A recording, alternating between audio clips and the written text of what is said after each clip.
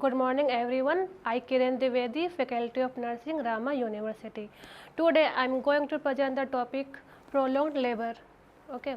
First of all, we will see its first definition, incidence, causes, diagnosis, effects and its treatment. So we start from its definition.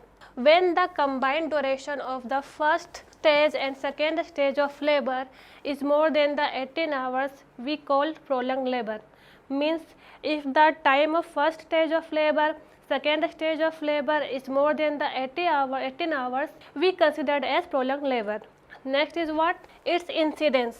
Prolonged labors occurs in primary gravida 25% and in multigravida 2%. Here, primary gravida means those ladies who conceive first pregnancy, we call primary gravida.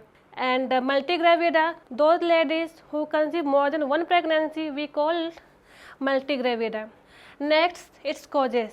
Here we categorize the causes of prolonged labor into 3P. First P means power, which is called uterine action. Second P is passage, which is called birth canal. Third P is passenger, means fetus. Here we elaborate the causes.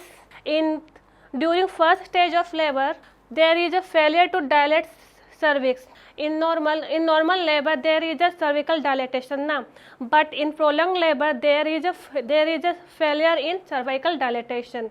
Uncoordinated uterine contraction comes in fall in power. Then contracted pelvis, cervical dystocia comes in fall in passage. Then malposition, suppose ospito-posterior position, that is the malpresentation such as brow, face presentation, this is the comes in fall in passenger.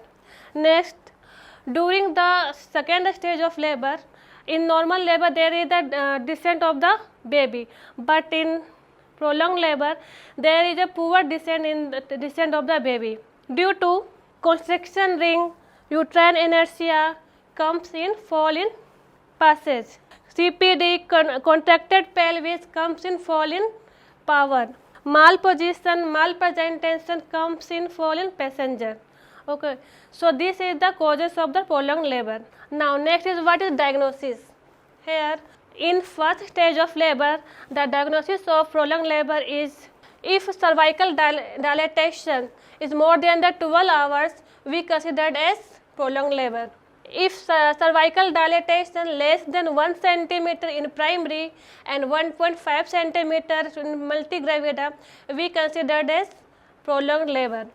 Whereas in second stage of labor, if primary having more than the 2 hours labor and multi there is 1 hours of labor, we consider it as prolonged labor. Other diagnosis is ultrasonography, vaginal examination. In some cases there is a MRI, CT scan we can done also. If prolonged labor considered as continuously more than the 18 hours, it also affects on the fetus and as well as the mother. In mother we can see mother will be distressed, mothers having PPH, mothers having puerperal sepsis, also mothers having subinvolution. These are the effects we can see in maternal. And in fetus will be hypoxia. There is a chances of the infection, or there is the chances of the increasing of operative delivery both in maternal effects and in fetal effects. Next is what is treatment. Here we categorize the treatment into 3 categories. First is what is prevention, second is actual treatment, third is definitive treatment. In prevention, if we do early or antenatal detection, we can prevent from the prolonged labor. We also use partograph in first stage of labor, second stage of labor. We provide the mother's left lateral position. Okay. We also maintain the dehydration level of the mother. We can provide injection pethidine 25 mg before cervical dilatation IM. These are the prevention of prolonged labor. Now next is what is actual treatment. Here we we careful detection of the mother to find out the what is the causes of the prolonged labor, what is the effects of the prolonged labor on the mother and the fetus. Okay, so this is the actual treatment. Next is what is definite treatment. Definitive treatment of prolonged labor is we have to assess the vaginal examination of the mother. So we can find out the what is the position of the fetus, what is the presentation, and what is the station. If these are good, we consider as normal labor. If there is suppose malpresentation or posterior position, we consider as prolonged labor. We can also do the clinical pelvic metry, because through clinical pelvic metry we can assess the adequate of the pelvis of the mother. If there is pelvic is adequate, we consider as a normal delivery. If pelvic is not adequate, we consider as a prolonged labor for cesarean section. In some cases there is a uterine activity is less. So in that case we have to infuse the oxytocin infusion to increase the uterine action. If there is a fetal heart rate in a good condition, we go through the normal delivery. If fetal heart rate is not in a good condition, is below 160, we go for the normal cesarean section or cesarean delivery. So we discussed causes of the prolonged labor. Here we categorize the causes of prolonged labor into three categories. First category is 3P. First P means power, which is uterine action. Power means what? There is a contraction in the uterus. Next is what is passage. Here passage is birth canal. Passage means is a birth canal through which baby is going through the process of the labor. There is a passenger.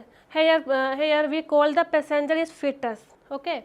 So this 3P is, first P is uterine action, second P is birth canal, and third P is fetus. We can study the causes of prolonged labor in detail. Normally what happens in first stage of labor? In first stage of labor there is a cervical dilatation, but in that case, in prolonged labor case, there is a failure in the cervical dilatation due to either there is a uncoordinated uterine action. Uncoordinated uterine action means there is a less activity of uterine action. We call uncoordinated uterine action. Uncoordinated uterine action comes under in fall in power. That means uterine action. Here we call fall in power means uterine action. Next is what is contracted pelvis. Contracted pelvis means if pelvis diameter is not adequate, we call contracted pelvis. Contracted pelvis, cervical dystocia and pelvic tumor, which these are comes under in fall in passage. Here we consider passage is birth canal. Okay. Next is what is passenger. Here passenger is called fetus. There is some position of posterior position, it's called malposition. Malpresentation means there is a face presentation, brow presentation. This comes under in fall in passenger. Okay. Now, so these are the causes comes under in first stage of labor.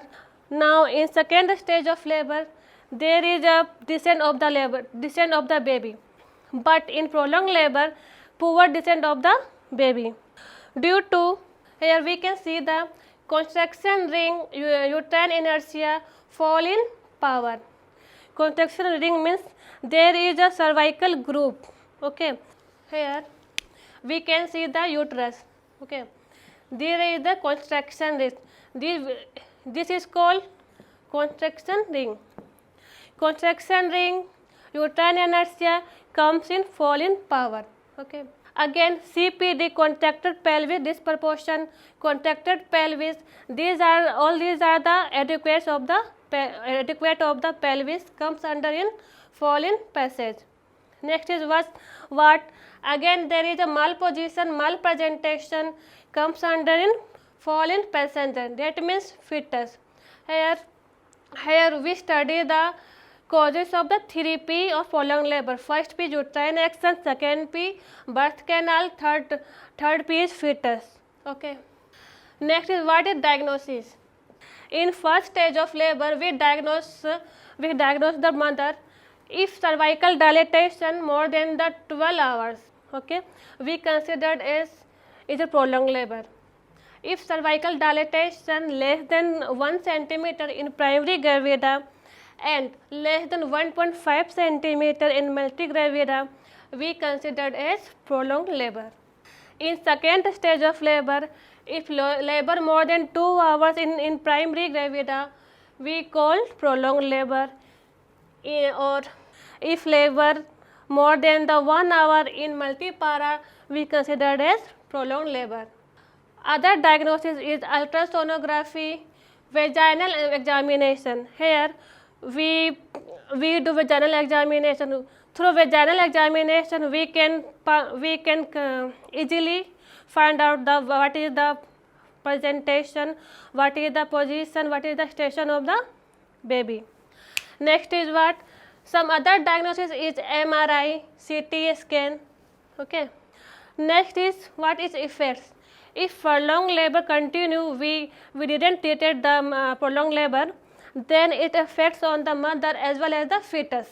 In mother, we can see the distress of the mother. Mother will be tiredness. Mother will be tired.